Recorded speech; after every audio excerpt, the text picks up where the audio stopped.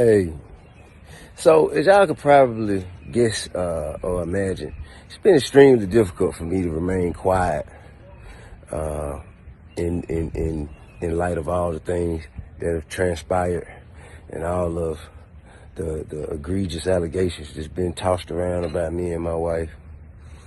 But it's a reason for that, and I don't mind sharing it.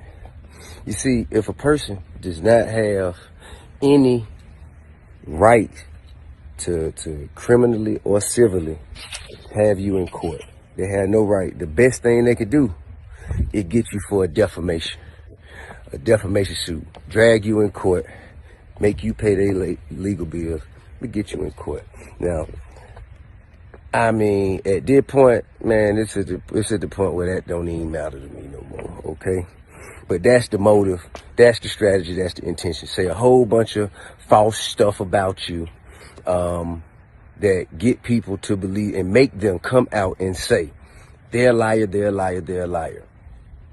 And then they can say, see, they call me a liar. That's defamation. Then they drag you in court, get you under oath and all that. Because unfortunately right now, it doesn't matter as much what they can prove you did. It matters what you can prove you didn't. You know what I mean? And that's just an unfortunate place that our society has made it to. But I want to be clear about one thing. Women who have been victimized deserve to be heard. Women, black women in particular, should be supported, protected, defended, and uplifted. However, evil has no gender. People with evil intentions have no gender. A threat comes in all shapes and sizes. I would never treat a woman the same way I would treat a threat. All right? So I think that has to be distinguished. First and foremost, I want to say my wife is a beautiful person with an amazing spirit and a kind heart. She's a devoted mother, and she has a humble soul. She don't deserve it. She don't deserve it. Now, what we're not going to do is open up the door to my bedroom, as you shouldn't have to either. Open up the door to my bedroom for everybody to come in and chime in and make their opinions about what we do and don't do or should or shouldn't do. But I will say this. Whatever we ever have done has been done with consensual adults who into what we into and like what we like. If we want something, we know exactly where to go to get it. We ain't never forced nobody. We ain't never drugged nobody against their will. We ain't never held nobody against their will. We ain't never made nobody do anything. We ain't never trafficked anything. Well, sexually trafficked anything. I ain't never raped nobody. Never raped nobody. Also, I'm gonna tell you what's factual. There have been fake stories put up that blog sites anonymously sent to this person. Blog sites anonymously sent fake stories to this person, and the person posted it as though it was a victim, that they were sure that it was a victim and it has been victimized. And what this does is it dismantles the mechanism that women have created for themselves. You can't weaponize something with baseless claims. These are not stories of actual events. They're not. And I have proof of that. And that's why I said it.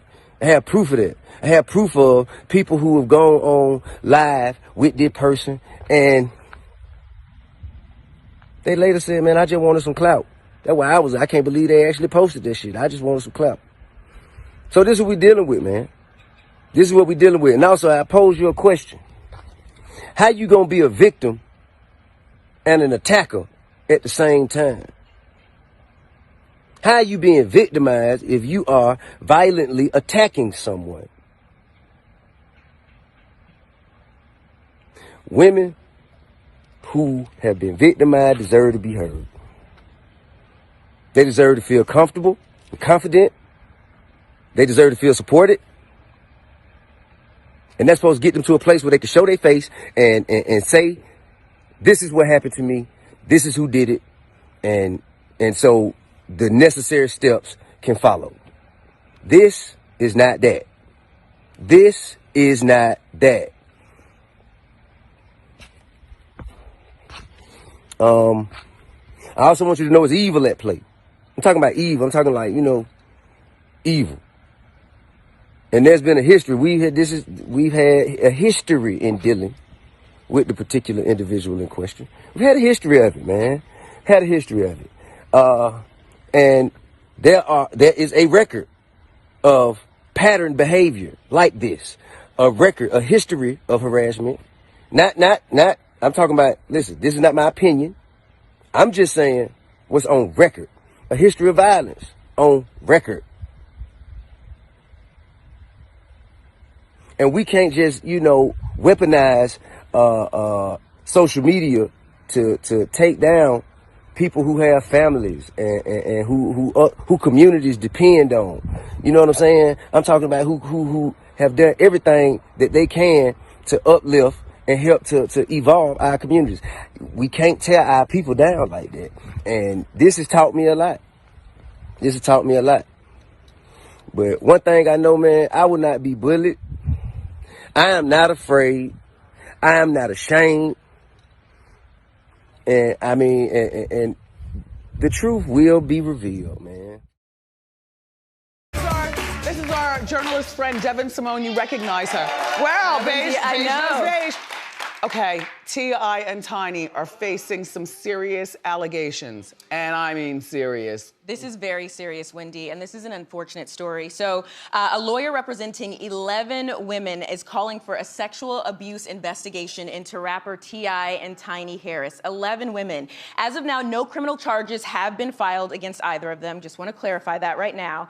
But attorney Tyrone Blackburn sent a letter to state... Tyrone, gotta call Tyrone. Tyrone sent a letter to state and federal authorities in Georgia and California alleging 11 women face, quote, sexual abuse, forced ingestion of illegal narcotics, kidnapping, terroristic threats, and false imprisonment by T.I., Tiny, and members of their entourage between the years of 2005 to 2018. Now, what you need to understand is that these 11 women don't know each other.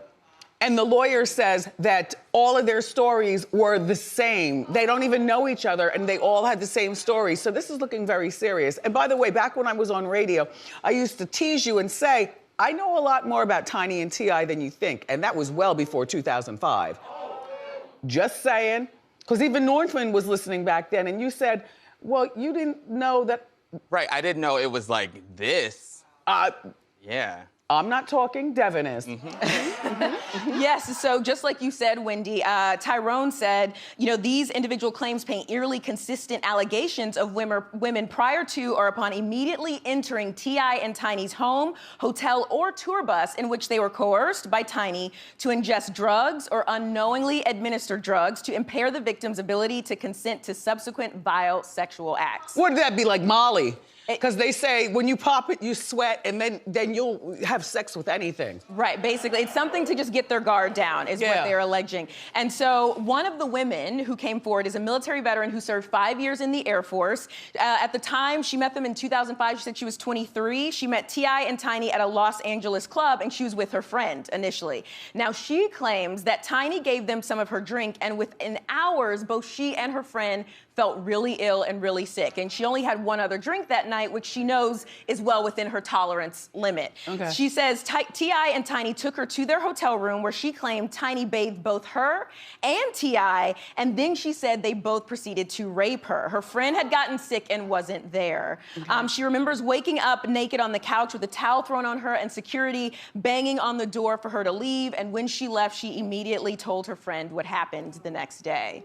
Another woman says she became friends with Tiny when they were teenagers and went to work for them back around 2005. She alleges that on several occasions, T.I. forced her to take multiple ecstasy pills, just like you said, and they forced her to engage in sexual acts with different women against her will. She also alleges she personally witnessed women complaining of being kidnapped and held against their will for days at a time. Wasn't there a room after Tiny and T.I. allegedly finished with them that they'd send them into another room with a bunch of women and force the woman that they sent in to have the sex?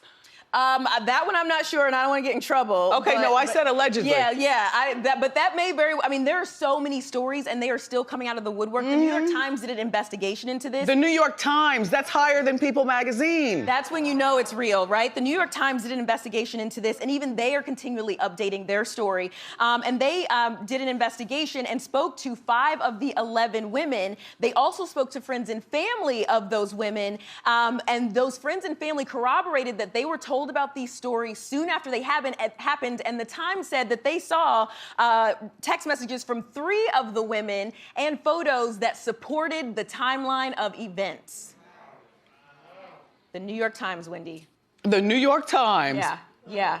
The New York Times. This is really serious. It's alleged that the attorney is saying the women portrayed Tiny and T.I. as aggressors who used their celeb status to prey on and entrap women for sexual abuse and then threatened violence against anyone who might speak out. They also said that they initially felt safe because it was a couple, right? You hear of men being predators, but you sort of think he's married, happily married with a woman, so they felt safe. It's Tiny, and she's tiny. It's Tiny, and she's tiny, so they felt safe. And one of the women that the Times spoke to, who we mentioned earlier, that was friends with Tiny, she said she never went to the police because she was scared of what would happen to her family. So a lot of times people ask, why did you hold on to this story? But it had a lot of ripple effects for her in her life, right? And she was afraid. Have Tiny and T.I. spoken out about this at all? So they're both strongly denying the allegations, and we actually have a response from their attorney, and they say, Clifford and Tamika Harris deny in the strongest possible terms these baseless and unjustified allegations. We are confident that if these claims are thoroughly and fairly investigated, no charges will be forthcoming. These allegations are nothing more than the continuation of a sordid shakedown campaign that began on social media. Devin, enjoy the rest of your day. Thank you.